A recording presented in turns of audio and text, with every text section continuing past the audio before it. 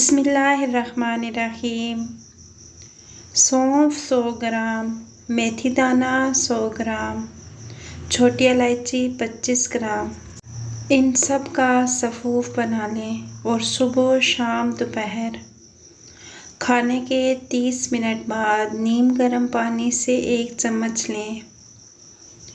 ये मैदे की गैस, तेज़ाबियत, जलन, हाजत का खुल कर ना आना, पेट में गैस का बनना, बाहर ना निकलना, खौफ, डिप्रेशन, एच पाइलोरी, मैदे, जिगर की गर्मी के लिए बेस्ट है।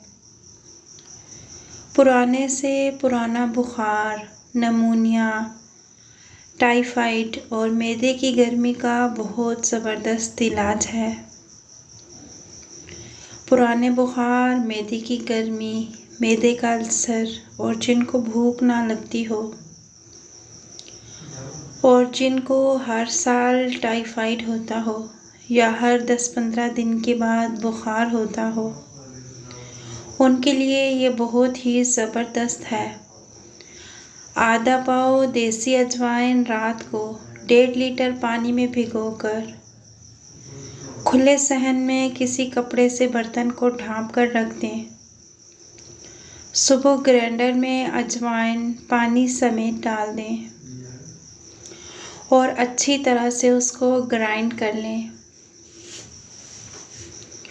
और फिर किसी मलमल के कपड़े से अच्छी तरह छान कर उसका पानी निकालें और फिर उसमें 1 पाव शक्कर डालकर उसे मीठा कर लें।